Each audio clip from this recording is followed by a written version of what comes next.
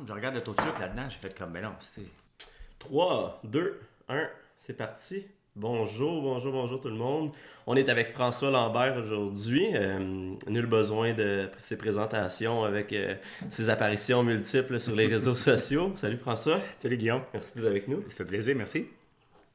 Bon, un bon café à l'érable avec ta nouvelle business de l'érable qui... Ben, ma business qui a toujours été là, mais maintenant, j'ai décidé que je n'étais plus le secret le mieux gardé. Ouais, c'est ça. Tu sais, c'est drôle parce que je le dis aux autres de jamais être le secret le mieux gardé. Je n'étais pas le secret le mieux gardé, mais je ne savais pas comment vendre mes produits.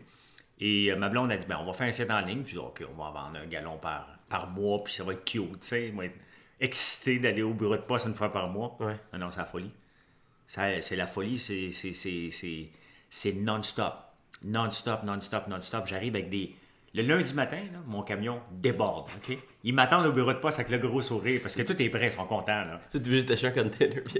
Bientôt. Mais la beauté, c'est que je suis limité, tu sais, j'en fais, c'est de façon artisanale. Donc, à un moment donné, j'en aurais tout simplement plus. Et à ce moment-là, on va vendre autre chose. Tu sais. Ouais, c'est ça.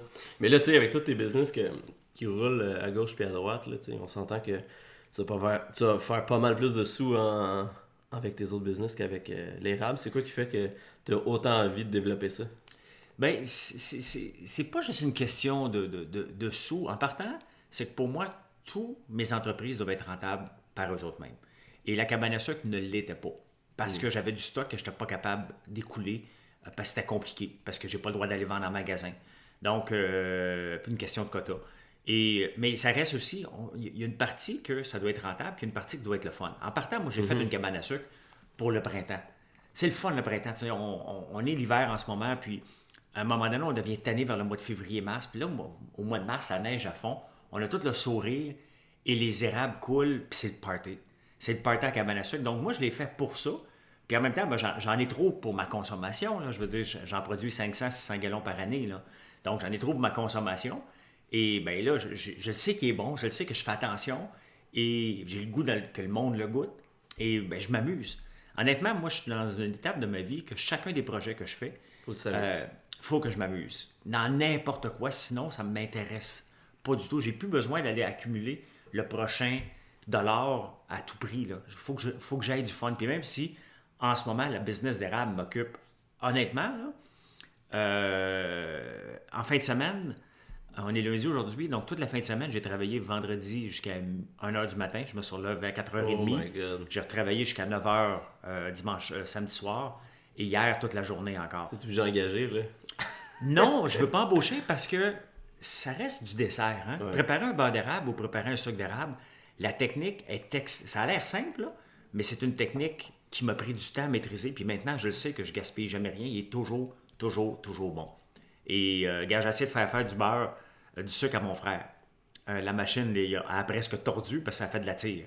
Donc, il y a une question de température, une question de feeling. Puis j'aime ça faire ça. Puis je sais que quand je le fais, bien, les gens qui vont le goûter, c'est fait à ma façon, parce que ça reste de la bouffe. Donc, ça ne me tente pas de le donner à personne d'autre. Ouais, c'est une recette spéciale. Là, Ben, exactement. Puis je suis fier de la faire, puis je m'amuse. Ça ne deviendra jamais trop gros, de toute façon, pour que je le délègue, tout simplement.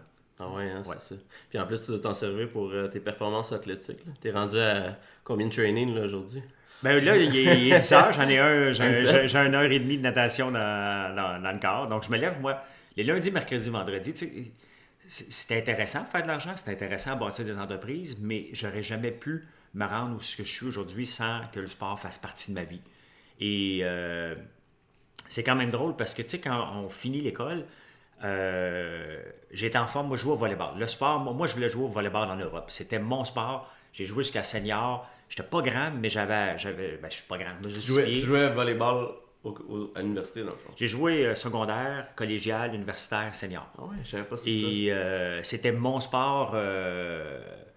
Je voulais faire carrière là-dedans. Bon, ben c'est sûr, je mesure 6 pieds. Je suis un attaquant de puissance. Il mesure 6 pieds 8 en avant de moi. Ma seule solution, c'est d'apprendre à sauter plus haut que les autres. Ouais. Et à 22 ans, je sautais 30 pouces d'impulsion. Hein, quand même. Donc, j'ai pratiqué ça énormément. Puis, je me souviens encore d'une fois, écoute, ça s'est passé un mercredi soir, honnêtement, peut-être en 92. Ça fait longtemps. Puis encore, le passeur, quand je le vois, on parle encore de ça. Il me dit, j'ai réceptionné la balle, Puis il m'avait dit avant, si aussitôt que la balle est réceptionnée, peu importe qui l'a, pars dans les airs, puis je vais te mettre le ballon dans les mains. Et c'est moi qui fais la réception, puis il me crie par la tête, saute! Je pars, OK? Puis là, je suis en pleine impulsion, puis je suis dans les airs, puis je vois le terrain, puis je suis haut, OK? Puis je vois le terrain, puis la balle arrive. J'avais déjà commencé mon swing, puis la balle arrive au bon moment. Je l'ai descendu dans le plancher. Tout le monde a arrêté, puis on dit, aïe, aïe, c'est comme à la TV. Moi aussi, j'ai fait comme, je viens de faire la shot de ma vie. Je t'en parle, j'ai encore des frissons. Et le reste du match, j'avais l'air d'un gars qui avait jamais joué au volleyball. La tête est devenue grosse comme ça. Et... Dans le temps, il n'y avait pas quelqu'un qui aurait pu le prendre dans sa story. Non, il n'y avait pas de ça dans ce temps-là. Mais après ça, j'ai commencé ma carrière, puis je suis parti de 150 livres à 200 livres. Une bédaine, je portais des 36. Ok, tu t'entraînais plus pantoute, là. Ben, j'avais pas le temps. Tu sais, tu veux commencer ta carrière, tu es ambitieux. Ouais. Tu rentres dans une start-up, tu fais 50 heures, 60 heures, 70 heures, 80 heures par semaine. On était dans un trou et la seule chose qu'il y avait à côté pour manger, c'était du Harvey's puis du Dunkin' Donuts. Donc, tu te lèves le matin, pognes un bang puis un café, tu vas manger le midi un burger, puis là, tu es encore là le soir, tu te retapes un autre burger. Fait que là, à ce moment-là, dans ta vie, dans le fond, tu t'entraînais même pas. Là, Ça a duré 2 ans. OK. À peu Mais près. ça a pris 50 livres de ces 2 ans-là. Oui, mais parce qu'on s'en rend pas compte. Hein? Honnêtement, je m'en étais pas rendu compte. Puis à un moment donné, il y a un monsieur avec qui je travaille que je connais pas beaucoup. Puis il s'approche de moi, puis il me prend le gras de bédaine. Il me dit, hey, le jeune, C'est gênant. tu checkeras ça. Puis là, j'ai fait comme, j'ai une bédaine. Tu sais, on refuse de la voir, hein, parce que quand on se met à grossir, tu fais pas des poses de selfie dans le miroir. Là, okay? Tu le sais, t'engraisses, mais tu vis dans le déni. Et là, j'ai fait comme, no way, moi, je passe pas ma vie comme ça. Et je viens d'une famille que tout le monde courait, sauf moi. Donc, j'ai dit, ben, je vais commencer à courir. Et mon seul but de courir était de perdre du poids. Donc, je voulais revenir à 170 livres. J'ai commencé à courir en juin 94. C'est juste parce que c'était ça que tu pouvais faire à ce moment-là, ou c'est vraiment parce que tu te disais que courir, ça allait... Courir égale perte de poids, tu sais? Ben, j'avais jamais été au gym. Ouais. Tu sais, moi, je jouais au volleyball, point. C'est Yeah, la seule chose que je faisais. Puis la musculation faisait pas partie des mœurs dans ce temps-là, comme aujourd'hui. Là. Ouais, c'est ça. Et courir, mais mon frère était champion canadien. Donc, je me suis dit, si lui, il est pas pire, La génétique. il était le dernier de la famille. Donc, si lui, il est resté de la génétique, je me suis dit, peut-être que moi, j'en ai eu avant lui. Tu sais, non, mais le dernier, il en reste plus normalement. Là, c'est comme des restants à table. Tu sais. Et j'ai dit, ben, je vais commencer à courir. Ben, tu sais, quand tu pars à courir à 200 livres, t'as mal partout. Mais j'ai perdu 30 livres. Là, je dis, hey, je vais m'inscrire au marathon de Montréal. Classique. Classique. Ouais. Je m'entraîne, je m'inscris au marathon de Montréal. Et là, je fais 2h58 à mon premier marathon, alors que mon seul but était de perdre du poids. Donc là, j'ai fait comme... Hey, c'est impressionnant, ça. Ben, j'ai dit, écoute, j'ai 29 ans, je n'avais jamais couru vraiment de ma vie. Je viens de perdre 30 livres, je suis capable de faire un marathon en bas de 3 heures. Je suis parfait, je vais m'inscrire au marathon de Boston. J'avais les temps pour le marathon de Boston, et c'était le 100e anniversaire. Ouais. Donc, en 1996, j'ai été au marathon de Boston, et là, je me suis blessé. Et je me suis blessé parce que je suis... Là-bas que tu t'es blessé ou avant? Non, je me suis blessé avant. Moi, j'étais un intense. Hein? Puis... On avait remarqué. Donc, partir à courir, juste courir 50 km par semaine, ça ne marchait pas. Là. Il fallait que je cours 160, 180. Moi, j'avais décidé que je suivais le rythme des Kenyans tout d'un coup. Là. Je suis parti d'un gars qui voulait perdre du poids à venir à un rythme de marathonien olympique. Là. Ça ne marchait pas. Là. Mon corps a lâché de tout partout. Puis... Et en revenant du marathon de Boston, j'ai dit, OK, je ne peux plus courir. Je ne me mettrai pas à engraisser. Qu'est-ce que je vais faire de ma vie? Là, j'ai dit, ben, je vais apprendre à nager, je vais faire du triathlon. J'avais jamais nagé de ma vie, j'ai 29 ans. Jamais. T'avais jamais mis tes pieds dans l'eau, les croix rouges, tout ça? Jamais, je ne savais pas. Fait que j'ai commencé dans une petite piscine, tout seul, à nager, à mesurer 10 verges, puis j'avais de la misère à traverser. Là. Puis à un moment donné, j'ai dit, OK, je m'en vais au stade olympique, et j'ai dit, je vais rentrer dans un club des maîtres. Il m'a demandé de faire 100 mètres. J'ai fait 50 mètres en 3 minutes. Et il m'a dit, ben, il en reste encore 50. J'ai dit, mais non, je viens de faire 2 longueurs. Il dit, ouais, c'est ça, c'est 4. Fait que j'ai fait, OK, on est en 1996. Je n'ai jamais arrêté de nager depuis ce temps-là. Et aujourd'hui, 23 ans plus tard, on nage encore les mêmes 3 gars depuis le c'est vrai? début. Avec le monde avec qui tu nages le matin, c'est... Ben, au début, eux autres étaient dans les couloirs les meilleurs parce qu'ils étaient bons. Et moi, j'ai parti du pire. Je nageais avec un monsieur Roger, qui avait 70 ans.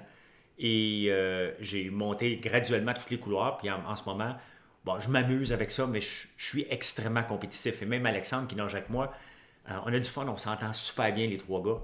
Et Alexandre me dit l'autre jour, il dit François, il dit toi, si la compétition n'existerait pas, tu l'aurais inventé. Ok, moi j'arrive le matin, puis je regarde le tableau, ce que le coach met, puis je me dis, bon les boys, à cette étape-là, je vais vous faire mal. Tu sais, j'aime ça barber, mais sauf que je vais livrer la marchandise, puis c'est un peu comme ça que je me comporte tout ça avec mes entreprises. Tu sais, je vais donner un objectif, mais après ça, c'est moi qui lead. Je ne suis pas pour dire, hey les boys, il faut rentrer ça en 1 minute 30, le 100 mètres, puis je me mets en arrière. Maintenant, vous autres, ouvrez le chemin, moi, vous suivre. Non, non. Si je dis que c'est 1 minute 30, je me mets en avant, j'ouvre le chemin, puis ah ouais, venez-vous-en, on va se dépasser un matin. Mais ça vient d'où, ça, toute cette compétition-là? Je sais pas. Tes parents, ta famille, tes frères? Ben, mon frère était compétitif, mes sœurs c'est aussi. des champions canadiens, je veux dire. Ouais, mais tu sais, c'est pas moi, la seule chose que j'avais pas d'option, c'est d'aller faire un bac. Mais mes parents m'ont jamais poussé à faire du sport ou quoi que ce soit. Mais moi, je le savais quand j'étais jeune que je voulais devenir entrepreneur. Moi, je le savais à 5 ans, là, tu me demandais ce que je veux faire. Mais entrepreneur, homme d'affaires. Dans quoi? Je sais pas. Donc, j'ai cherché longtemps, mais c'était toujours été... je ne sais pas si c'est de l'ambition, je ne sais pas c'est quoi. Oui, je suis ambitieux, mais je ne sais pas, je voulais réussir. Honnêtement, moi, je voulais être riche. Je ne le cache pas, là. Quand j'étais jeune, je me disais, un jour, je vais être riche. Dans quoi, je ne sais pas, mais il faut que j'aie du fun, mais je vais être riche. C'est-tu plus important pour toi d'être riche ou, mettons, d'être le plus en forme? Si on veut. Riche, ça donne la liberté. Ouais. OK, c'est la seule chose que ça donne, parce que moi, je ne regarde pas mon compte de banque à chaque jour. Je dis, je travaille encore, puis le monde me dit, moi, mais pourquoi que tu fais ça? Tu sais? Parce que ça me tente. Je fais des choses qui me tentent, mais une Pas chose te rendre que... fou, puis à pas t'entraîner, puis à sacrifier justement même des affaires. Là. Non, même en lançant mes entreprises, j'ai toujours continué. Tu sais, j'ai fait des triathlons longtemps, j'ai fait des marathons beaucoup, j'ai fait énormément de courses sur route. Puis en 2001, lorsque j'ai eu mon premier enfant, j'ai continué à m'entraîner sans faire de compétition. Parce qu'à un moment donné, les dimanches matins, là, j'avais déjà le stress de lancer une entreprise, le stress d'avoir des enfants. Et le dimanche matin, me lever pour aller compétitionner me tentait plus du tout. Donc, j'avais pas besoin, mais j'ai toujours eu un besoin de me dépasser par rapport à moi. Moi, je ne suis pas une personne envieuse. Je veux dire, moi, j'envie pas mon voisin, j'envie pas l'autre qui a plus d'argent supposément que moi. On est le riche de quelqu'un, on est le pauvre de quelqu'un, on est plus en forme que quelqu'un, puis on est moins en forme qu'un autre. Je me dépasse moi-même. Je me lève le matin, j'ai mes objectifs, ma propre compétition, c'est moi, puis il est stressant à tabarnouche. Ma compétition dans ma tête, là, est stressante. Plus stressante que peut-être si tu es avec quelqu'un d'autre sur qui te fier, justement. Je me fie à beaucoup de gens dans mes entreprises. Honnêtement, je suis capable de déléguer énormément, mais j'ai un désir de me dépasser moi-même qui tape ses nerfs à bien du monde. Okay? Qui tape ses nerfs aux gens alentour de moi. Je suis essoufflant en maudit. Là. Je suis une personne essoufflante, je le sais. Là. Moi, j'ai 8 hamsters dans ma tête. Là. Ça travaille tout le temps. Et t'es tout le temps en mode travail, en fait. Tu t'identifies un peu à ça. Ben, tu vois pas ça comme du travail. Non, mais justement. c'est parce que je me garde énormément de temps. Tu sais, comme là, je viens de passer une période de gros rush depuis 3 semaines. Je me suis un petit peu moins entraîné, puis je suis pas de bonne humeur. Là, je suis revenu de bonne humeur, là. Mais quand je suis dans ces périodes-là, où j'ai pas le temps d'avoir des moments à moi dans ma journée, des petits moments, là, des petites demi-heures ici et là, puis que j'ai la pédale au fond, quand même, j'aime ce que je fais, il me manque l'entraînement. Tantôt, tu m'as demandé, t'es rendu à combien d'entraînement? Ben là, j'ai fait 1h30, puis après-midi, je vais aller au gym. J'ai besoin d'avoir mon 2-3 heures d'entraînement. Mais j'ai découvert, c'est que là, j'ai 51, là, je vais avoir 52 cet été, et j'ai découvert à 49 ans que j'étais TDAH. Donc, ça explique aussi énormément bien des comportements puis bien des choses que j'ai pu taper ses nerfs à bien des gens depuis que je suis jeune parce que je suis turbulent. Je dérange tout le monde. Je pose des questions, je ne reste jamais en place. Et j'ai essayé la médication. Quand on m'a dit ça, j'ai fait comme Non, bingo, ouais, je prends du Concerta, je saute sa médication tout de suite, ça va me calmer. Avant, t'en avais pas besoin. Non, mais c'est ça, mais tu sais, t'as le diagnostic. Fait que tu te dis, tu vas prendre ça. Non, mais tu sais, oui, mais tu sais, moi, je m'allais pas chercher un diagnostic de TDAH. Ouais. J'avais juste quelques ex qui me disaient, ah, t'es comme ça, t'es comme ça, t'es comme ça. Mais là, après 3 ex qui te disent la même affaire, tu te dis, ben, je pense qu'ils ont peut-être raison. Il y a peut-être quelque chose. Puis là, j'ai dit, tiens, on va faire un test neuropsychologique. Moi, je m'attendais, en toute honnêteté, là, puis je suis transparent, j'ai toujours eu de la facilité à apprendre facilement un paquet d'affaires, toujours eu de la facilité à l'école. Et je voulais aller voir si j'étais un génie. Je sais que ça peut paraître prétentieux, je l'accepte, mais j'ai dit, peut-être que je fais partie des 2% qui sont dans le top, tu sais. Et je m'en allais là en pensant que c'était ça. Je m'en allais chercher ma réponse, OK? Ouais. C'était pas ça. Puis, oui, le test a démontré que je fais partie des 10% des personnes qui ont une capacité d'apprendre rapidement. Mais, à la fin, il me dit, ben, t'es TDAH, hein, tu savais? Je dis, mais non, c'est parce que moi, il me tape toutes ses nerfs, ce monde-là. Là. Moi, tu me dis qu'un enfant est TDAH, je veux le passer au travers du mur. J'étais comme ça. J'étais comme ça et je comprends maintenant. Tu t'en es pas rendu compte. On peut pas s'en rendre compte par nous-mêmes de toute façon. Ben, c'est parce que, tu sais, je viens d'une autre génération. Aujourd'hui, tous les jeunes ont du Ritalin, puis c'est tout de suite, OK, t'es problématique, diagnostic, Ritalin, Concerta, puis tout ça. J'ai essayé pendant 6 mois la médication. Tabarnouche, c'était pas moi. Je roulais au ralenti, j'étais zombie, j'ai fait non, OK, faut que j'accepte. Toutes les mardes qu'ils mettent là-dedans. Là. Ben c'est ça, fait que j'ai accepté que, regarde, pour moi, le sport va faire partie de ma vie tout le temps. Il fait partie depuis 25 ans, tout le temps, mais que c'est ma façon de rester concentré, à un moment donné, c'est d'aller dépenser mon énergie dans le sport et je reviens. Donc j'ai besoin d'y aller 2 fois par jour. Mais il y a tellement une belle relation avec l'entraînement puis l'entrepreneuriat. C'est exactement... Tu sais, souvent on fait pas le lien avec ça, mais c'est exactement les mêmes principes, là. Tu sais, c'est... Puis je le remarque encore plus parce que de mon côté, tu sais, je le fais, mais tu sais, ça arrive pas du jour au lendemain. Donc tu travailles fort, faut que tu sois patient, faut que tu sois constant dans ce que tu fais, parce que la seconde que tu fais t'as des highs, ben, tu vas avoir des gros downs. Ben, c'est ça. C'est drôle parce qu'en 2012, une de mes dernières compétitions, ça s'appelait The World Fittest CEO. Donc, oh shit, ils ont pris... je l'ai gagné ça. Ben oui, je suis parti pour gagner, c'est sûr. J'ai eu une réalité check rendu là-bas. Ça se passait au Tennessee. Et mon associé, Georges Caram, il me dit, François, il dit, on venait de vendre. On dit, regarde, il faut se trouver un nouveau challenge. On fait tout ça ensemble. Je dis, OK. Mais il dit, toi, c'est sûr. Il dit, moi, je vais là pour m'amuser. Il dit, c'est sûr que toi, tu t'en vas gagner ça. C'était ben trop. Oh my God. Mais tu sais, j'étais bon coureur. J'étais bon à natation. Puis j'étais bon au vélo. Puis il y avait des Spartan Race aussi. Et je m'entraîne énormément. Puis j'arrive là-bas. Et la première course de vélo, je fais comme aïe aïe. Mais la caractéristique, on était 25.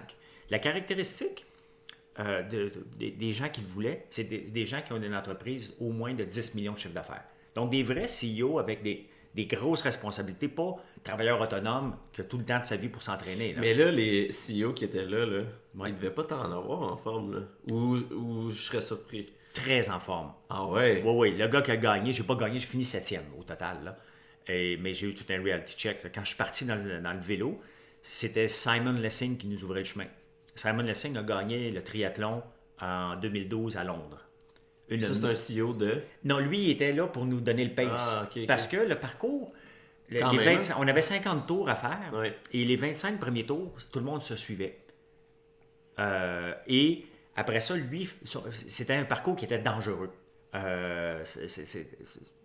On avait 25 tours à faire. C'était un parcours de 2 km à peu près, mais extrêmement dangereux. Des descentes comme ça, puis des montées. Fait qu'il fallait qu'il tire le peloton. Fait que les 8 premiers tours, son but, lui, c'était de casser le peloton pour pas qu'on se ramasse 25 à descendre la côte. D'ailleurs, il y a eu un accident, là. Mais il était invité à nous étirer. Mais ce gars-là a gagné les Olympiques, là. Quand il a ouvert la machine, j'ai fait comme, aïe, mais je suis ici, moi. Je suis pas capable de les suivre. Puis là, il y en avait 7-8 là, qui étaient capables de les suivre. Ouais. Oui, oui. Donc, j'ai fait comme, aïe, OK, si je pense que je vais gagner, la marche est haute. J'ai fini 11e la première section. Dans l'après-midi, il y avait un Spartan Race, on a fini premier. Le monde ne savait pas comment allumer le feu, puis on était capable, nous autres, notre équipe de 4. Je me suis couché le soir, j'étais en 3e position. Le lendemain matin, il y avait une course sur route. Là, je dis, OK, c'est sûr que là, je clenche. Il y a un gars qui s'appelle Martin, c'est lui qui a gagné. Je l'ai vu partir, j'ai fait comme, aïe, il court comme mon frère. OK, mon frère court le 10 km en 28 minutes. OK? Je l'ai vu partir, j'ai fait comme, OK, c'est pas pour moi ici. Et j'ai fini 7e au total. La natation, je me suis repris beaucoup.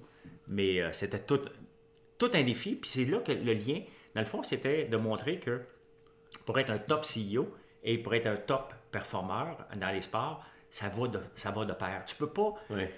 C'est fini aujourd'hui, le CEO qui est bedonnant, qui est gros, qui pèse 300 livres, qui prend un scotch le soir. Là. Il est fatigué, il dort à 3 heures. Ouais. Okay? Il ne peut pas être performant pour suivre le pace d'aujourd'hui. Où il y a un front en avant de lui, puis c'est lui qui est Ben en oui. forme. Tu sais, la plupart des CEO top performers, moi j'en connais un paquet, on est tous en forme. Ouais, hein? Tout le monde fait du vélo, tout le monde s'entraîne, tout le monde prend le temps parce que c'est important. Et pour moi, j'essaie de m'entraîner 2 fois par jour parce que là, je peux le faire. Mais une chose qui est certaine, c'est que je le fais au moins le matin. Je le fais au moins le matin parce que on ne sait jamais comment la journée va se dérouler.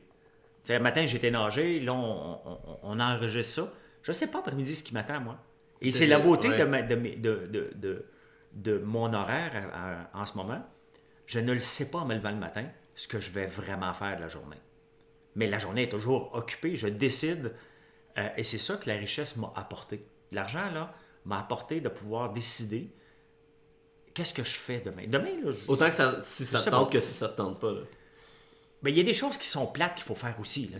Ouais, Normalement, le lundi, les jobs plates, là, la comptabilité, puis TPS, TVQ, je fais ça le lundi parce que ça ne me tentera pas le vendredi après-midi. Fuck that. On va être honnête, Ouais, là. non. Je devrais peut-être faire ça aussi. Je fais le vendredi. Mais ça a toujours été ma philosophie. Les jobs plates et les jobs les plus ennuyants, les plus longues, j'ai fait l'an premier. Ouais, hein? Autant le lundi que le matin. Je commence pas avec un bonbon le matin. Là. Quand tu es en ligne, tu te lèves le matin, tu fais les jobs les plus plates. Après ça, plus la journée avance, on dirait que tu te donnes des cadeaux. Tu te tâches de 10 minutes, tu te tâches de 15 minutes. T'sais. Une petite tâche qui te font justement donner le goût de continuer justement. Ben oui, c'est ça, pour finir la journée en beauté, pas finir la journée avec une punition. Ouais, c'est ça. Puis, toi, dans le fond, quand tu t'es blessé, là, je stick là-dessus, mais quand tu t'es blessé avant le marathon de Boston, oui. Donc t'as pas fait le marathon de Boston. Je l'ai fait. Tu l'as fait quand même. Je l'ai fait, j'ai fait 3h02, j'ai frappé le mur. Tu sais, en marathon, ils disent vers le 30e kilomètre, tu frappes le mur. Ça peut arriver que tu frappes le mur. Je l'ai frappé solide. Honnêtement, là, un mur au marathon, là, c'est pas comme je l'ai peut-être. Tu sais, les gens disent j'ai peut-être frappé le mur. Non, non. Quand tu frappes le mur, là, tu le frappes. OK? Ton corps arrête, t'as plus de sucre, t'as plus rien. Et au marathon de Boston, le 100e anniversaire, il y avait 3 millions de personnes. C'était euphorique, c'était le fun de courir. Et il y avait du monde, il y avait 45 000 personnes. Et on m'avait classé 2500e pour partir avec le temps que j'avais. J'ai fini 1200, je pense, au total, mais j'ai arrêté pendant 15 minutes. J'ai frappé le mur, arrêté, là. pas capable. Je me suis pris après un poteau, puis la beauté, c'est que vers cette section-là, les gens sont habitués parce que il y a à Boston les Heartbreak Hill. Donc, tu montes une première côte vers le 30e kilomètre à peu près. Un petit plat. Deuxième côte, un petit plat. Troisième côte, un plat. Et après ça, ça descend. Ben, c'est là que tu pètes. OK? Parce que ton énergie est dépensée avec une certaine muscle. Et quand tu descends, tes jambes, c'est spectaculaire comment ça veut plus suivre. Et c'est euphorique parce qu'il y a tellement de monde qui crie. Tout le monde le sait que si tu es en cassé, c'est là que ça va se passer. Et il y a de la musique, il y avait tout. T'sais? Là, moi, quand j'ai pété, j'ai pogné un poteau de téléphone, je me suis accroché dessus. Puis là, le monde est là avec des oranges. T'sais? Donc, tu remets ton taux de sucre. Et là, je suis reparti. Mais il me reste foutu 10 km à courir. T'es fini, là. J'ai couru comme un éléphant. Tu te rampais les pattes, là. Mais j'étais en forme. T'sais, moi, je voulais faire... Mon but était de maintenir 4 minutes au kilomètre pendant le marathon. Donc, 42 km, ça donnait, je pense, 2h38, à peu près 2h40. C'est ce que je visais à Boston. Mais j'ai arrêté 15 minutes. Donc, ça m'a pris 3h02 le faire. Qui n'était pas si loin que ça, ton temps que tu avais fait avant. Là. Non, mais tu sais, je me suis rendu compte. Après ça, j'ai été faire le marathon de Houston. Non, j'ai été faire le marathon de Sacramento à l'automne. C'était beau, ça. C'était beau. Là, j'ai fait 2h54. Là, la chaleur, t'avais-tu affecté un peu? Non, on avait une belle température au marathon de... Mais encore là, j'ai cassé dans le dernier 5 km. Et après ça, en janvier 98, j'ai fait le marathon de Houston. Et les pieds ont déchiré. Je me suis rendu compte que il faisait extrêmement chaud. Et on était 5000 participants au départ. Il y en a 3500 qui ont abandonné. C'était pas endurable. Et j'ai fait partie de ceux qui ont abandonné. Puis, ça n'a pas dû être facile pour toi, ça? Je te raconte. Moi, à partir du 21e kilomètre, je transpire comme un cochon. Okay? Tout le temps, peu importe. Je suis un gars qui transpire naturellement trop. Et là, je me ramasse à faire le marathon dans des conditions épouvantables d'humidité. Et les femmes partaient d'un bord, puis les hommes, puis on se rejoignait à 5 km. Puis là, je me souviens, les filles, à 5 km, j'étais avec les premières femmes. Et parce que là, j'étais au top de ma forme. Pas de blessure, je m'en allais vraiment pour 2h35. Tout était smart là, dans ta préparation. Tout était parfait. Et je rencontre les premières femmes et elle me dit This guy is sweating like a pig. Moi, je regarde, je fais comme il parle pas de moi, là, OK? Je savais que c'était moi, là. Mais tu veux faire un blocage, je dis, OK, François, calme-toi. Mais mon corps, mon radiateur ne fournissait pas. Donc, toute la sueur a tombé dans les pieds. Donc, fais ça pendant 15 km. Et là, je me suis dit, no way que je vais abandonner. Moi, j'étais à Houston. OK, je ne suis pas à Saint-Lambert, là. OK? J'étais à Houston. J'ai mon meilleur temps à faire, puis ça se passe aujourd'hui. De 21 à 27 km, je sens qu'il y a quelque chose de bizarre dans les pieds. Puis là, je regarde, j'avais des espadrilles blancs, j'ai les vois rouges. OK? Ah, tabarnak. Mais moi, arrêter ne fait pas partie de mon... Ça n'a jamais fait partie de mon vocabulaire. Là. Moi, je suis un chien. Là. Tu pars à courir, il va continuer jusqu'à temps qu'il meure, là, à moins que quelqu'un l'arrête. Là. Et là, à un moment donné, je dis, je peux pas arrêter. Je n'ai jamais arrêté de ma vie. J'ai jamais abandonné rien dans ma vie. OK? Rien. N'importe quoi que j'ai commencé, même une petite affaire, je le fais jusqu'au bout, en bougonnant peut-être, mais abandonné. Là, j'ai fait comme, j'ai plus le choix. OK? Même il y avait un responsable, il me dit, OK, toi, viens ici, là, tu vas exploser. Là. Il reste encore, j'étais à 27 km, il en reste 15 à faire. Puis il te voyait, là. Et il voyait le sang. Et bon, l'ambulance me tape les pieds, puis tout ça, tu sais. Après ça, j'embarque dans l'autobus qui me ramène, dans l'autobus qui ramasse les éclopés. Puis là, j'embarque dans l'autobus, je m'assois, puis je me mets à pleurer. Okay? Oh, mais je sais pas pourquoi je pleure. Le gars, il vient me voir, il me dit, écoute, c'est pas la fin du monde. Je dis honnêtement, je sais pas pourquoi je pleure. Je suis déçu d'avoir abandonné, mais je pleure, ça me tente. Okay? Et je broyais, puis j'avais les pieds tapés. C'est la première fois que ça t'arrivait de pleurer par rapport, mettons, à une performance qui n'était pas à ce que tu attendais. Ben, j'ai déjà pleuré des peines d'amour, là, mais pleurer comme ça, sans avoir rien, juste parce que ton corps lâche, et que aussi c'était la première fois que j'abandonnais, je me disais, tu sais, abandonner, c'est vraiment se remettre sur, OK, je suis humain, là. Moi aussi, j'ai le droit d'abandonner. Ouais, tout le monde a le droit. Hein. On valorise pas ça, puis on ne doit pas valoriser l'abandon. C'est juste plate de finir sur une mauvaise note comme ça. Tu veux aller... Après ça, t'es comme mindé pour autre chose. J'ai jamais refait de marathon après. T'es sérieux? Non, parce que c'est là que je me suis vraiment transformé en triathlète parce que je transpire trop et mon corps ne peut pas toffer. Je perds trop d'électrolytes, trop d'eau pour toffer 3 heures de course. T'allais te dépasser ailleurs, dans quelque chose. Ben, c'est ça, parce que dans la natation, bon, tu transpires, mais bon, tu t'en rends moins compte. En vélo, tu peux boire en masse. T'es sur le vélo pendant 1 heure. Puis après ça, il te reste juste 10 km à courir. Ça se fait en 35 minutes, donc ça va vite, tu sais. Mais tu sais, je finissais mes marathons, mes triathlons en 2h10. Mon corps était capable de le toffer. Entre 2h10 puis 3h, mon corps lâche. Puis tu sais, c'est aussi le fait de faire 3 sports différents. Là, t'as comme le temps de te reposer dans un... Moi, j'ai fait mes 2 premiers triathlons cet été, là, puis j'ai adoré ça. Là. Puis il y a quelque chose en moi là, qui est ressorti, là, comme c'était à Magog. Il y avait des vagues, là, ça n'avait pas de bon sens. Ça nous poussait d'un bord. Puis je vois le départ, puis on était à peu près... Il y avait 600 personnes, il y avait 2 vagues. Puis là, moi, je partais dans la première vague avec le chapeau que j'avais, avec le temps que j'avais dit que je pensais faire. Puis là, je vois tout le monde autour de moi, puis dans ma tête, j'ai comme le syndrome de l'imposteur. Puis je suis comme, si je fais ici, moi, tu sais. J'ai jamais fait ça, puis les gars, ils ont l'air, tu sais, Ils ont l'air en forme. Ils ont l'air en forme. Là. Moi, j'ai mon maillot, eux autres, ils ont comme leur gros suit, là. Moi, j'avais rien, là, encore, juste mon maillot normal. Fait que là, je dis, bon, ben, je vais aller en arrière du pack, puis je vais suivre.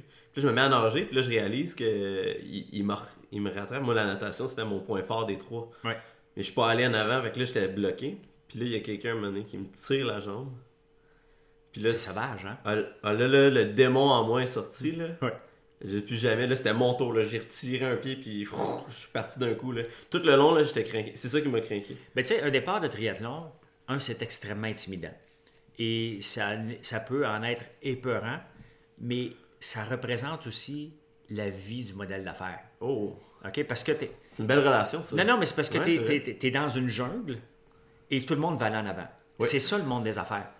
Mais là, faut que tu battes quelqu'un, faut que tu piles un petit peu ses pieds de quelqu'un sans l'écraser.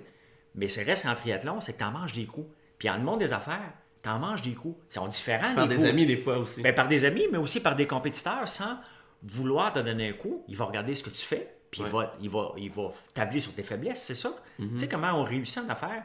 C'est pas compliqué. Tu regardes ton compétiteur parce que tu vas en avoir des compétiteurs. Les gens me disent, Ah, j'ai pas de compétition. Si t'as pas de compétition, c'est que t'as pas de marché. OK? C'est normal. Personne n'achète tes affaires. Ben, c'est parce que les personnes ne vont les acheter, tes affaires. T'es tout seul à le vendre. Ouais. À moins que t'aies inventé le bouton à 4 trous, puis profite-en.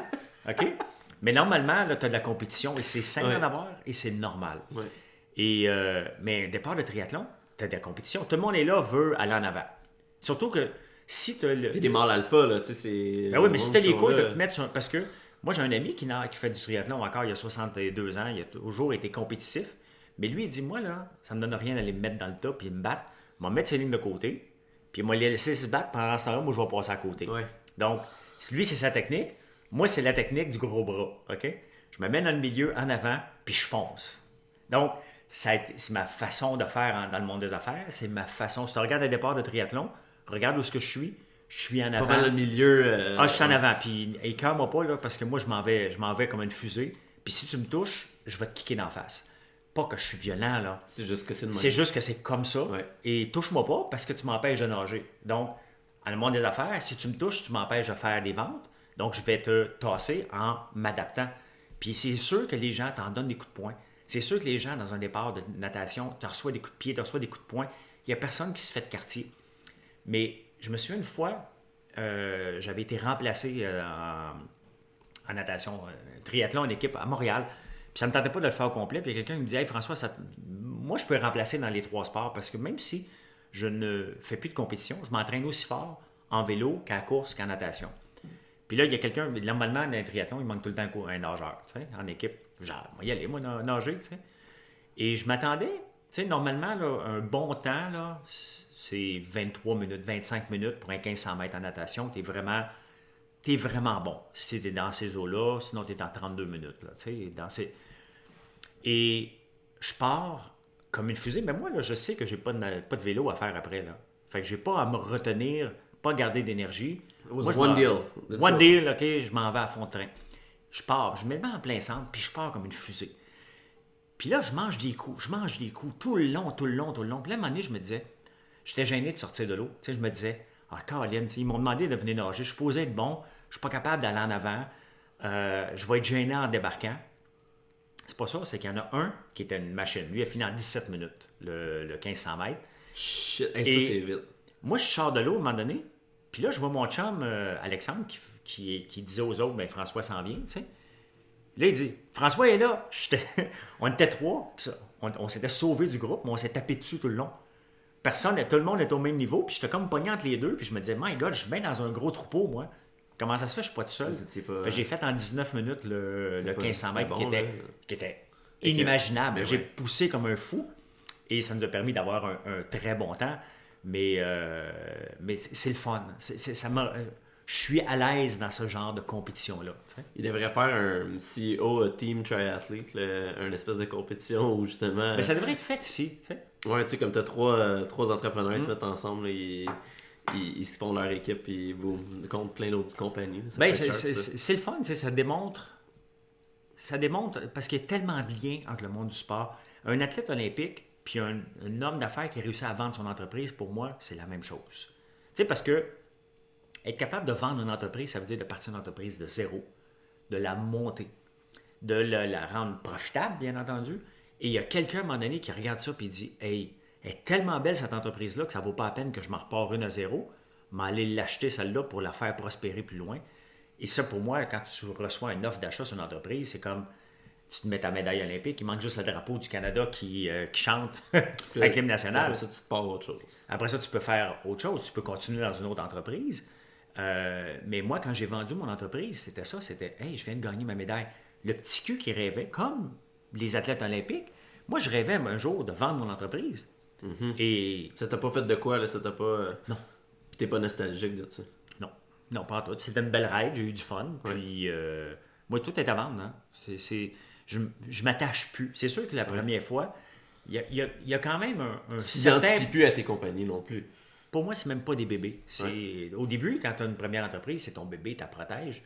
Maintenant, moi, c'est plus mes bébés. Là. C'est une entreprise que je travaille, j'ai du fun, puis à la fin, il faut qu'elle soit vendue. C'est tout simplement, je ne garde pas ça pour la vie, à part ma ferme. Ouais. Ma ferme, je vais regarder tout le temps. Comme on en parlait, justement, c'est pour le plaisir. Là, exactement. Ouais. C'est ça ton hobby, en fait. C'est un hobby, mais c'est quand même prenant. Là. Comme là, regarde, je me lance dans l'élevage du lapin. Là. Ouais, Et j'ai vu ça.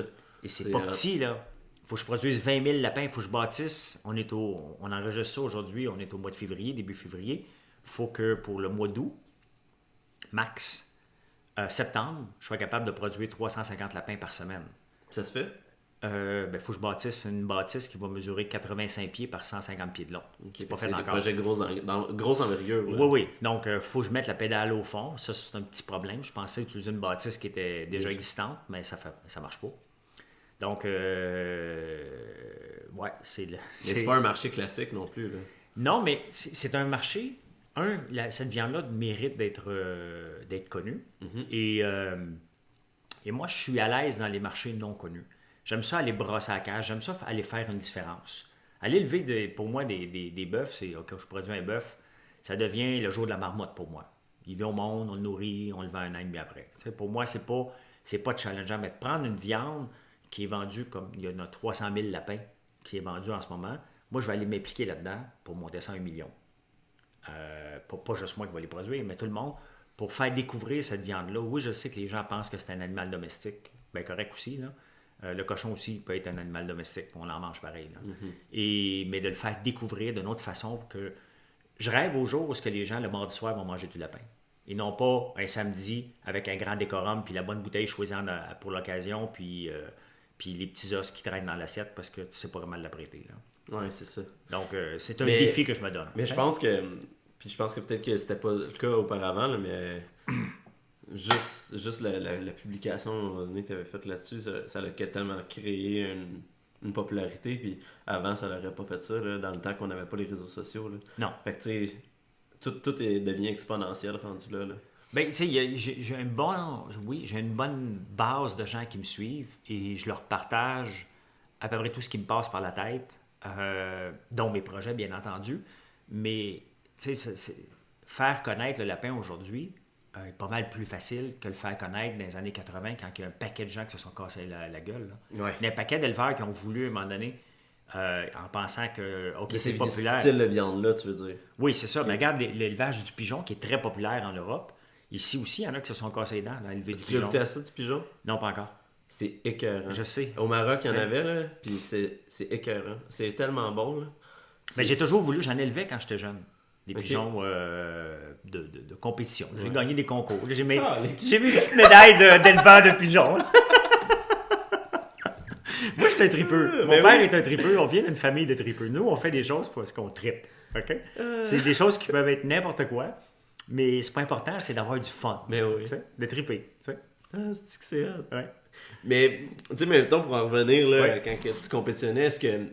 Moi, ce que je trouve maintenant, là, de nos jours, les gens ont de la misère à être en compétition avec eux-mêmes, comme toi, tu l'as autant été, justement parce qu'ils ont tout le temps cette comparaison-là avec les réseaux sociaux, avec tout ce qui est en ligne sur Instagram, sur Facebook. Ils se comparent beaucoup à d'autres athlètes, puis beaucoup de monde qui hate, là, on s'entend, là, Oui. je veux dire. Le monde se cache plus en arrière d'un écran, là. Non.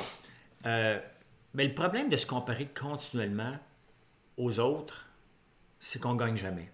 Il y a toujours quelqu'un de meilleur que toi. Puis les réseaux sociaux viennent fausser les données. C'est pas vrai. Je veux dire, les photos sont trop belles, les corps sont trop parfaits, les gens se déshydratent juste avant pour avoir la photo idéale, c'est one shot take all. C'est pas ça la vraie vie. Moi, honnêtement, j'ai toujours voulu gagner, mais à un moment donné, mettons que je fais 10 km sur route, OK? Mon frère fait 28 minutes, j'en fais 34. Je sais très bien que ça me donne rien d'aller me compétitionner contre lui. Il va me laver tout rond. Je suis rendu à 8 km, il a fini sa course. Là. Enfin, on s'entend. Mais faut que tu dises, OK, avec qui je peux compétitionner? Tu finis par faire tellement de courses que tu dis, OK, c'est lui mon target, c'est l'autre mon target. Et on gagne comme ça. Moi, je finissais ma course. Ben, je gagnais, supposons, les 30-34 ans. J'étais deuxième. Bon, j'ai OK, parfait. J'ai réussi mon objectif que je m'étais mis. Pas un objectif irréaliste, un objectif que je me suis défoncé. Et moi, je suis content parce que je me suis dit, par rapport à l'entraînement que j'ai fait le temps que je pensais que je mérite de faire. Maintenant, si je veux en faire plus, mais à un moment donné, je me ramasse en physio. Tu sais, à un moment donné, il y a une balance entre tout ça pour dire, OK, qu'est-ce qui marche pour moi, qu'est-ce qui ne marche pas. Mais encore là, c'est pas de se comparer continuellement aux autres. Ouais. correct de regarder et de dire, je voudrais être comme ça. Puis là, tu sais, T'sais, mettons avec les applications comme Strava, là, je veux Oui. dire, n'importe où, là, il y a des parcours, puis là, le monde s'en va compétitionner, puis là, ils voient les scores. Strava, puis... Strava est excellent puis est foutument dangereux aussi. Ben oui, c'est sûr. OK? Moi, sur Strava, il y a des segments que j'ai faits, là. Puis, à un moment donné, je faisais beaucoup de vélo avec l'acteur Sébastien Delon. Et on en faisait comme tout le temps ensemble. Puis, à un moment donné, il y avait un nouveau segment sur la rue Molson, entre Saint-Joseph et Rachel. Donc, si les gens se replacent... Ok, ouais. Et cette rue-là venait d'ouvrir, OK? Puis il y avait il y a un nouveau segment. Puis là, je regarde, je fais comme c'était soit 58 ou 61 km/h pour un kilomètre, tu sais? 58 km/h de moyenne. Et Pour juste donné, 1 kilomètre, tu sais. oui, mais là, à un moment donné, je reviens de m'entraîner sur la montagne de Mont-Royal et j'ai le vent dans le dos. Puis là, j'ai fait comme aïe, mais tu sais, pour réussir le segment Strava, il fallait que je parte l'autre côté de Saint-Joseph. Donc, il fallait que je regarde la lumière, puis arriver à pleine vitesse sur la lumière. Fait que là, je deviens le King of Mountain. Je texte Sébastien. Je dis, Sébastien, check mon temps. Il a pris son vélo, il est allé me battre. Ah, c'est bon. Mais ça, c'est correct, c'est de la belle compétition. Tu sais, Ouais. tant que ça reste pas dangereux. Strava, ils l'ont enlevé souvent dans des segments dangereux parce que du monde se sont tués. Moi, là, j'aime ça monter des côtes. OK? Mais pour descendre, à un moment donné, j'ai dit, peut-être que je pourrais être le King of Mountain sur le Mont-Royal puis la descendre à fond de train. Je l'ai fait. J'étais le 3e meilleur temps à vie sur la descente du Mont-Royal. Ça, c'est dangereux. Honnêtement, j'étais un cave. Honnêtement, là, puis j'ai déjà écrit un texte suite à ça, suite au décès de Clément. J'ai écrit un texte pour dire, oui, pour les gens qui ne replacent pas, il y a un cycliste qui est mort l'année passée. Et on est responsable comme cycliste aussi. C'est triste là, qu'il soit mort. Là. Très triste. Ouais. Mais honnêtement, si je m'étais pété à la gueule cette journée-là que je voulais être le King of Mountain, je l'aurais mérité. Ouais. J'étais complètement une tête. Je suis parti, j'ai dit, ça me donnait quoi? OK? Ça m'a donné quoi de descendre extrêmement vite? Est-ce que j'ai amélioré mon cardio? La réponse est non. OK? Mais la montée, par exemple. La montée, tu vas améliorer ton cardio parce que tu vas casser quelques fois pour être devenu. Puis on peut même pas être le King of Mountain parce que les cyclistes l'ont monté avant puis ils sont rendus dans des temps. Pour la montée. Pour la montée, ouais, c'est ça, c'est fou. C'est fou, là, tu sais. Et, mais pour la descendre, ça m'a rien donné. J'ai pris la courbe, je pensais déraper tellement que j'étais penché parce que je rentrais bien trop vite là-dedans. Et j'étais debout sur mon vélo en train de descendre comme j'avais l'air d'un cave. OK? Si j'avais eu un accident, il y avait juste moi à blâmer. Malheureusement, il y a des automobilistes aussi qui, ne sont pas habitués de te voir arriver à cette vitesse-là. Ils sont surpris. Tu dépasses tout le monde.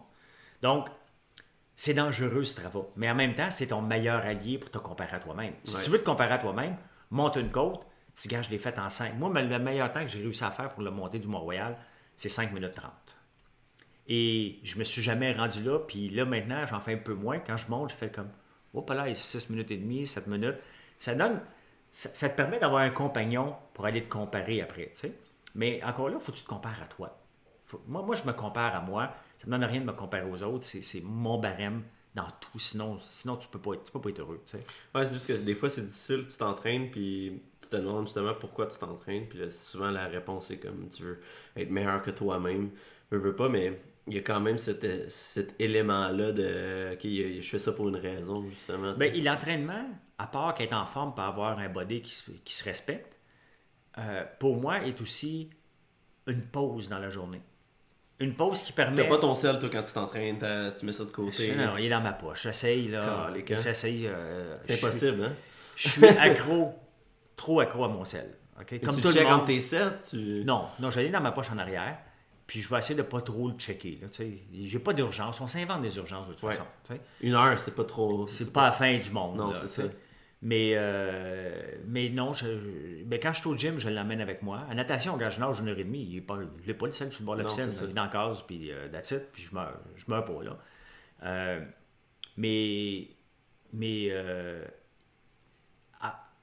C'est que l'entraînement permet de faire une pause mentale. Tu sais, souvent en entreprise, on essaie de trouver on est toujours en train de trouver une solution à un problème. Donc, il y a toujours des problèmes. Il y a toujours un problème, puis à un moment donné, il faut que tu te penches et tu te dis comment je vais le réussir. Je ne serai pas capable, puis ton cerveau travaille.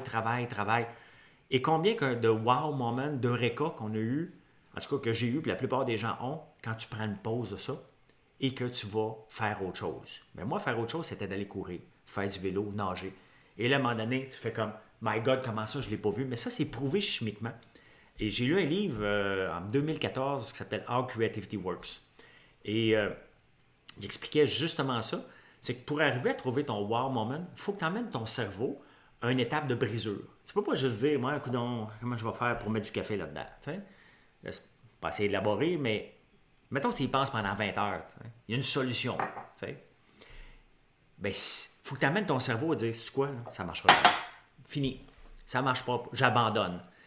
Quand tu fais ça, et là, tu prends une pause, ton cerveau se met à faire la connexion. Ça va à peine de lire, d'aller lire là-dessus. Ouais. Il te manque d'endorphine, tout simplement. Et en allant courir, l'endorphine t'a fait les connexions qui te manquaient. Et là, tu le vois. Puis là, on dit, je peux t'envoyer un papier. Là, tu veux marquer ton flash que tu viens d'avoir. Ça ne veut pas dire que ça va être la bonne solution. Ça veut dire que ton cerveau vient de faire la connexion. Mais pour qu'il fasse cette connexion-là, il faut que tu ailles pousser la limite de trouver une solution sur le bord de l'abandon. Et c'est là, normalement, que ça marche. Le sport m'amène ça énormément aussi. Énormément, quand je dépense de l'énergie, je fais comme « Oh wow! » Donc, il y a le physique, bien entendu, de vieillir en beauté. Mais tu sais, ça va avec l'alimentation aussi. Là. Ouais, c'est un beau mix. Tu sais, ça prend un beau mix. Je peux bien aller au gym tant que je veux. Si je mange de la chenoute tout le restant de la journée, ça ne donnera pas. Tu sais. C'est comme un cercle d'habitude. Tu t'associes bien manger, à bien t'entraîner, à bien manger. Puis là, ça fait juste aller de suite. La seconde que tu manges mal, puis que là, tu t'entraînes pas une journée, c'est... Ben, ça déboule. Ah, ça déboule, puis c'est vite, là. C'est vite, puis après ça, le lendemain, tu te lèves pas, je suis encore fatigué. Tu sais, mais moi, ça m'arrive très, très peu. Honnêtement, moi, je me lève le matin, je suis de bonne humeur. Je suis toujours de bonne humeur. Je me lève. Ça se peut que dans le courant de la journée, mon humeur change, là, mais je me Dépendant de qu'est-ce qui se passe, là, justement. Oui, mais je vais me recoucher encore le soir de bonne humeur. Ça donne rien de ruminer des choses inutilement. Et le sport aide énormément pour ça. Honnêtement, moi, si je faisais pas de sport pendant que je me lançais en affaires, probablement que je ne serais pas le même homme d'affaires. Je serais même trop impatient. J'aurais crié après tout le monde. J'aurais pas été un bon leader. J'avais besoin d'aller faire le vide à un moment donné quand le cerveau était sur le bord d'exploser. Puis de bien manger. Honnêtement, c'est sûr que si tu pars ta journée avec un jus vert, au lieu de 3 beignes, tu n'as pas le même niveau d'énergie. Là. Ouais. Fait que c'est sûr que c'était intense un peu se lever avec un jus de céleri, là, tu s'entends, là? Mais je le fais à l'occasion. À un moment donné, je l'ai fait tout le temps. Tu développes tellement des bonnes habitudes que ça finit par être facile. Là. Oui, mais le verre de vin le samedi soir, vendredi soir, il est toujours présent par contre. Là. Mais tu sais, c'est ça. Tout est fait un peu. Ben oui. Pas trop dans l'excès, justement. T'sais. Au mois de septembre, au début du mois de septembre, au fin du mois d'août, j'ai fait une grosse crise d'angoisse. Je sais pas pourquoi. Je venais de faire du sport, puis je pensais trop à la vie ou à la business, whatever, là, pendant que je faisais ça. Puis j'ai juste décidé de tout déconnecter mes réseaux sociaux. Me souviens, ouais. Puis ça a été mon meilleur mois de l'année, mon mois de septembre. Ben oui. J'ai pas touché une fois à mon Instagram. Mon Facebook de la compagnie était ouvert, tout ça. Puis ça, c'est bien correct, là, mais ça a été le meilleur mois. C'est le mois où j'ai parlé au plus de monde face-to-face. Ben oui. Tu trouves une façon un peu de développer ça. Puis c'est aussi le mois où j'ai eu le plus de temps de m'entraîner de toute l'année. Je pouvais m'entraîner 2 fois par jour. C'est parce que c'est facile honnêtement d'aller perdre notre temps. Tu sais, mettons, j'arrive entre 2 meetings ou 2 choses, là, je m'installe.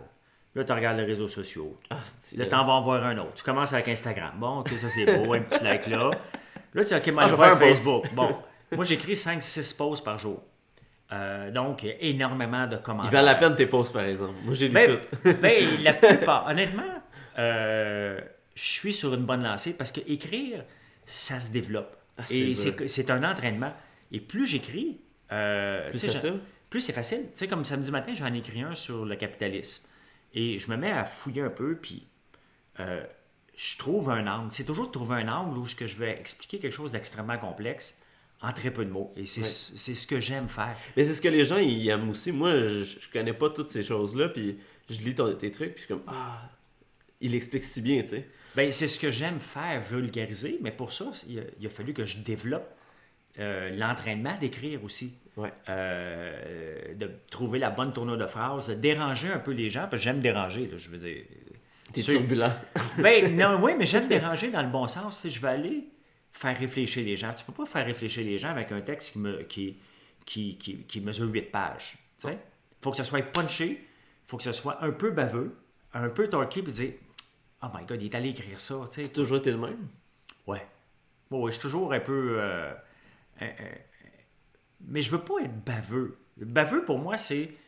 Je t'écœure parce que je suis prêt à C'est là en toute politesse. Ben, pour moi, baveux, c'est, regarde, je t'écœure, puis si tu veux dropper les gants, ben, on va se battre. Pour moi, un baveux, c'est quelqu'un qui est prêt à aller jusque-là. Quelqu'un qui veut faire réfléchir va déranger un peu avec une phrase choc. Et c'est pour ça que j'essaie toujours de partir mes textes avec une phrase punchée. Et après ça, tu élabores par la suite et au moins tu as attiré l'attention. Le but d'écrire, c'est d'attirer l'attention pour que les gens viennent te lire. Et tu sais, comme samedi matin, je l'ai écrit le texte sur le capitalisme avec Karl Marx et tout ça. Puis je l'ai regardé, je disais, je suis fier de mon texte. J'espère qu'il va marcher. Parce que c'est pas que je cours les likes, je m'en balance. Mais bon, s'il y a des likes, c'est que les gens l'ont aimé, tout simplement. Ouais. Ça définit un peu aussi qu'est-ce que les... Ben, ça définit que j'ai été recherché. Moi, j'ai 40 000 personnes qui me suivent sur ma page. Donc, si j'ai, comme lui, je pense qu'il était lu 50 000 fois, le reach. 50-60 000. Donc, ça veut dire qu'il a été partagé. Ça veut dire que j'étais pertinent. Ça veut dire que j'ai apporté... Tu peux comparer avec les autres choses que tu écris aussi. Ben oui, c'est sûr que si je réponds à Caroline Néron qui me plante à Tout le monde en parle, là, ça monte dans le 100 000 parce que là, c'est la controverse. Là, les gens disent, hey, il répond, qu'est-ce qu'il fait là? Donc, je vais attirer une nouvelle clientèle sur ma page qui ne sont pas nécessairement intéressés par le monde des affaires, ce que je parle 80% du temps. Et là, je vais monter à 100 000 de reach, mais c'est ma page, je perds contrôle de ma page un peu parce que je ne peux pas répondre à tout le monde, il y a trop de commentaires. Mais bon, ça fait partie de moi aussi de répondre à des choses qui se passent dans la société. Puis c'est sûr que si tu vas, tout le monde en parle pour dire que François Lambert, c'est un cave, ça se peut que François Lambert réponde une minute après. Et c'est exactement ce qui s'est passé. Quand toi, tu sais très bien que tu l'écoutes en plus, tu sais. Ben non, mais je veux dire, j'écoute tout le monde en parle, puis elle me plante. Ouais. Bon, ben... Quand elle s'est plantée. Puis j'étais quand même prêt mentalement, parce que bon, j'avais fait les manchettes toute la semaine, parce que j'avais pris position pour dire qu'elle n'avait pas le droit, elle n'avait pas d'affaires à l'œil du dragon, elle aurait dû s'occuper de son entreprise. Donc je m'étais mis pas dans l'embarras, parce que je me considère jamais dans l'embarras, mais je m'étais mis la tête sur le bio toute la semaine, et je m'attendais vraiment à ce qu'elle parle de moi, tout le monde en parle, pas de la façon qu'elle le fait, parce que c'était non professionnel, puis tant qu'à moi, elle a perdu des plumes, pas tant qu'à moi. Mais j'étais prêt, donc toute la journée, je me souviens, parce qu'il y avait une tempête de neige ce dimanche-là, puis j'étais sur la route, puis là, je me disais, si elle dit ça, je vais écrire ça. Puis je pense qu'elle a fini son entrevue à 8h33, puis à 8h37, mon texte est écrit, là. Je savais déjà, puis j'attendais juste de confirmer ce qu'elle était pour dire. Et bon, là, c'est sûr que ça attire une nouvelle... Tu savais qu'elle allait dire ça? Je me doutais. Qu'elle allait dire quelque chose. Ben, je veux dire, j'avais fait les manchettes toute la semaine. Avec ça, j'avais fait 5 émissions de radio, puis j'avais fait 3 fois les journaux. Donc, je m'attendais très bien à ce que Guy Lepage mentionne... il cherche un peu la bisbille, là, si on veut. Là. C'est un peu ça le but. Là. Fait que ça, c'est sûr que ça fait partie de mon ADN quand même de répondre à ce genre de choses-là. Puis le monde me dit des fois, pourquoi tu réponds? Ben ça me tente. Okay? En tout cas, t'es parti des dragons juste au bon moment. Hein? T'es parti des dragons juste au bon moment. Ben, écoute, c'est sûr que si tu regardes les dragons, tu as eu Gilbert Rozon. Mais Gilbert Rozon, il n'aurait jamais dû aller là. Jamais, jamais. En 98, il avait payé pour pas être accusé. Tout le monde le savait. Donc, même s'il n'a pas été accusé, même si on vit dans une société de droit, l'œil du dragon, il faut être, selon moi, plus net que net. Mm-hmm. Donc, il n'aurait pas dû aller là. Martin-Luc Archambault, c'était facile. Okay? Il a commencé les dragons en 2016, il est accusé en 2015. Tu tapes Martin-Luc Archambault dans Google, tu le vois de quoi il est accusé, il n'aurait jamais dû se présenter là, c'est qu'ils ne font pas leur job. Caroline Néron, bon, quand tu as une entreprise en croissance, tu n'as pas le temps d'aller d'investir dans d'autres entreprises. Oui, il faut que tu t'occupes de la tienne. Tu n'as même pas assez d'argent pour faire fournir ta propre entreprise. Tu es obligé de quêter à gauche et à droite. Comment tu peux investir dans quelqu'un d'autre? C'est pas contre Caroline que j'en ai même pas pour rien, mais j'aime pas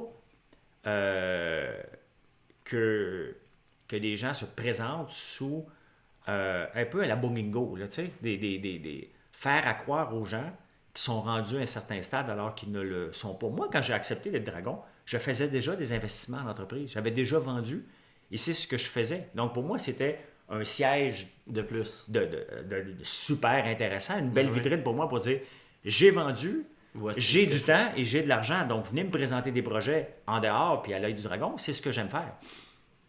Alexandre, c'est un bon vendeur. Honnêtement, il avait le droit de croire à Théo Taxi. Moi, je n'y ai pas cru. J'ai dit non, que j'embarquais pas là-dedans. Il m'avait demandé.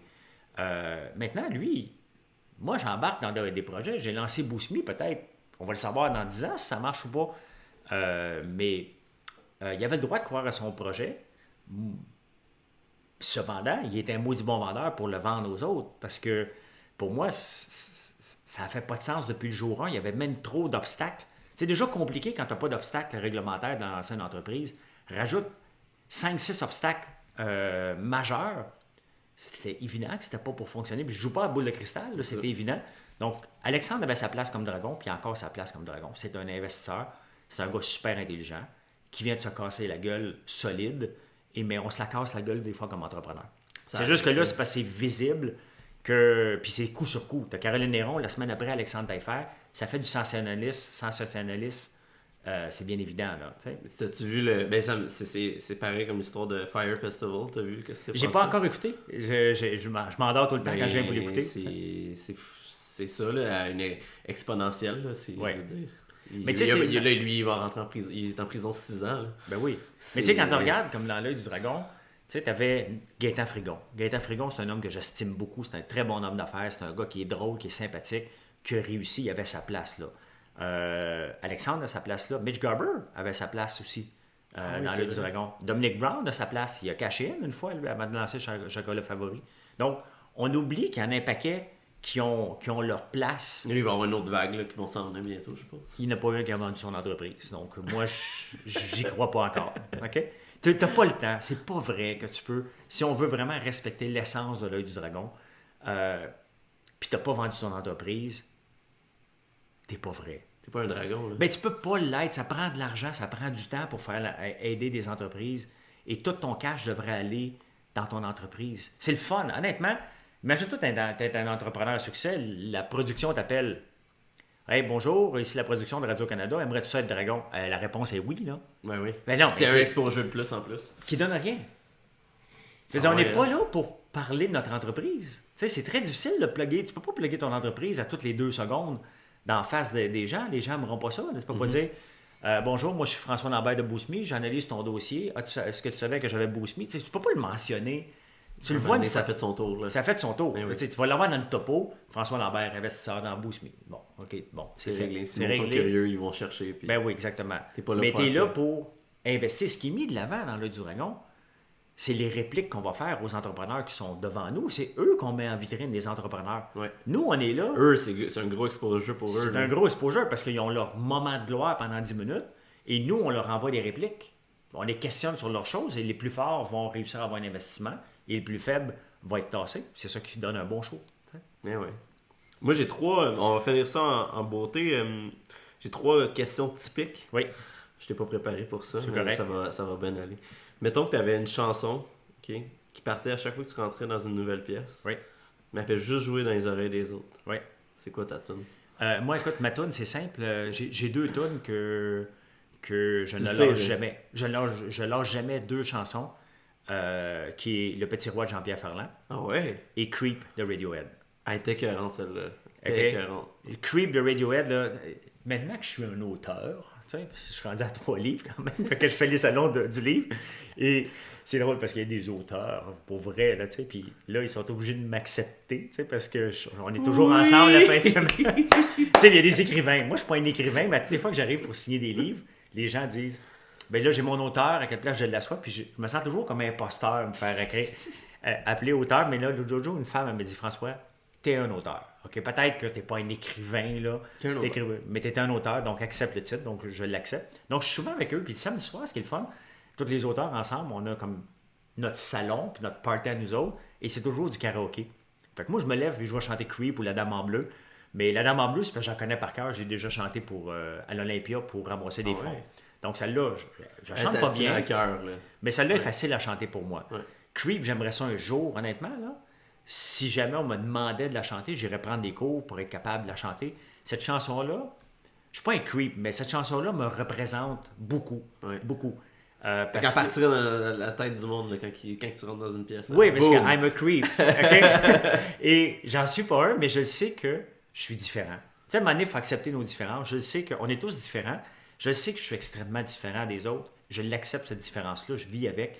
Mais creep me représente beaucoup. Puis Le Petit Roi, c'est une chanson qui vient me chercher dans mon cœur et dans ma tête. Il y avait autrefois un Petit Roi.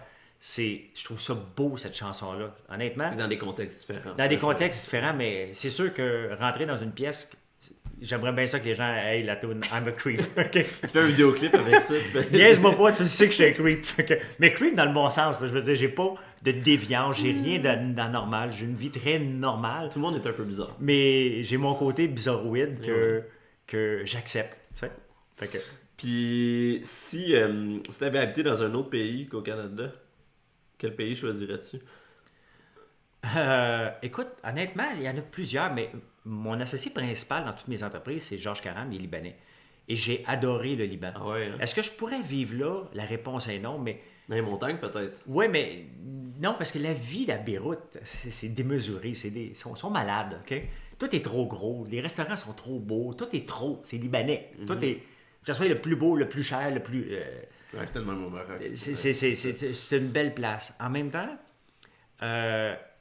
bizarrement, OK, j'ai eu une blonde à un moment donné, puis que sa famille avait une maison en Floride. Fait que je faisais de la radio dans ce temps-là. Donc, une semaine ici, avec nos enfants. L'autre semaine, j'emmenais mon kit pour faire de la radio, je le faisais de la Floride. Et quelque part, pour moi, la Floride a toujours représenté un côté quétaine des Québécois qui vont en Floride l'hiver, des snowbirds. Mais il faut le faire pour voir que c'est le fun en maudit. Ah, c'est le fun, la Floride. Ben, c'est parce que c'est civilisé. OK? Tu te promènes dans les rues normales. Tout est normal, sauf qu'il fait beau. Tu sais? Ouais. Il fait beau, puis c'est drôle parce que, bon, si le monde ne le sait pas, j'ai un autosport qui est une Lamborghini que je me sers une fois de temps en temps, très peu de fois. Mais là-bas, ici, je serais pas à l'aise d'avoir une Corvette. Mais si j'habitais en Floride, j'aurais une Corvette. OK? Je trouve ça quétaine, mais j'en vois plusieurs, puis je les trouve belles là-bas. Là-bas, c'est fou, hein? Surtout dans le cas de Miami, là, les chars, là, mais je les trouve belles, les Corvettes là-bas. Les gens sont fiers de leurs ben oui. autos. C'est ça, ils en prennent soin. Là. Ben oui, c'est américain, c'est all American, tu sais. Fait Ben que oui. j'hésiterais entre le Liban un peu et la Floride. Ah ouais, tu sais. hein? Ouais. Ok. C'est typique, mais j'ai aimé passer mon temps là-bas. Puis éventuellement, je pense m'acheter un condo quand mes enfants vont être partis. Mes enfants ont 16 et 18 ans. Donc, mettons, dans 5 ans, 6 ans, penser à m'acheter un condo en Floride pour passer plus de temps dans le sud. Ouais. Ouais, faire plus de bike. Ben, c'est parce que il y a un côté le fun. J'aime l'hiver, j'aime ma ferme, j'aime tout ça. Mais je veux pas de fun à moins 30, moi. Déneiger un auto pour partir le matin, là, Alors, ces temps-ci, c'est un peu... ça me tente pas. Ouais. Tu sais, il y a des choses qui me tentent moins, puis, mais avoir l'option de pouvoir y aller régulièrement, je trouve ça cool. Tu sais. Puis, là, t'as pas le droit de plugger ton livre, là. Le dernier livre que t'as lu, puis que tu recommanderais à quelqu'un d'autre. C'est bizarre, hein, parce que je me rends jamais au bout d'un livre. Je suis en train de lire un livre, j'ai pas fini, qui est l'histoire d'une start-up à Silicon Valley qui s'appelle True Blood, je pense. True Blood? Oui. OK.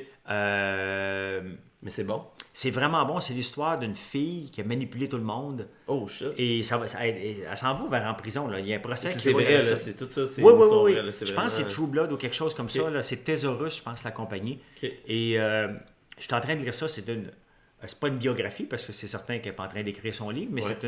tous les gens qui ont été floués.